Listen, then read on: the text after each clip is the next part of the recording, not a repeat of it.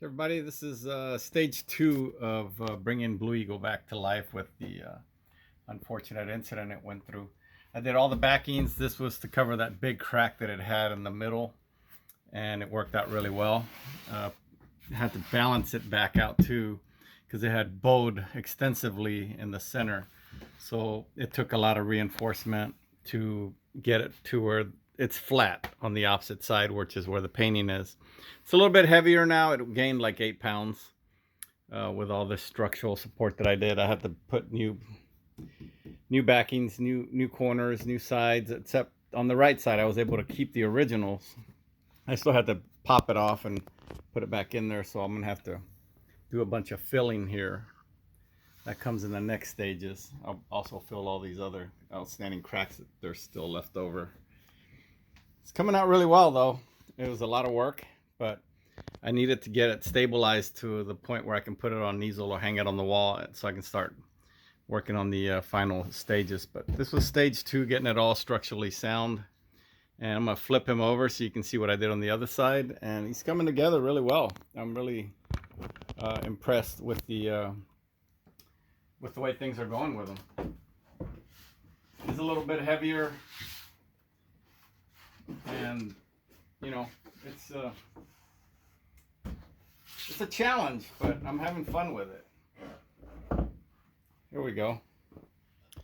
So what I did here is where the big crack was, I cut another piece and kind of made it all as level as possible, and I'll be able to do a very good plastic wood fill here that'll be flexible and hard and all this on this area here.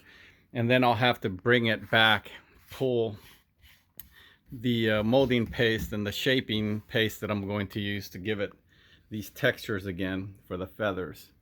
See, I'll be able to blend it back in. Interestingly enough, my signature was not touched during the whole damage of this whole adventure. There's another big crack here. Here's some of the holes that I'll have to fill that I use to screw in to the backing. Then I pulled the screws back out, obviously. Here's some more cracks. He's got a lot of little cracks in a lot of different areas. The big crack here, I was able to repair really well. The eyes were not damaged at all, which kind of gave me the encouragement to get them done. This is the bigger crack that's on this side. This is where the forklift backed into it. So I got it all flat. I used clamps and put some wood on there and flattened it and held it out overnight, held it on there overnight. So a lot of this will be filled in and the cracks will come back to some sort of a level working surface. There is another one up on the top, but that's very minor. But he's gonna be awesome. He's gonna come back and you guys will see it in the next stage when I do all the fills and sanding. And the final stage will be when I paint it. All right, guys.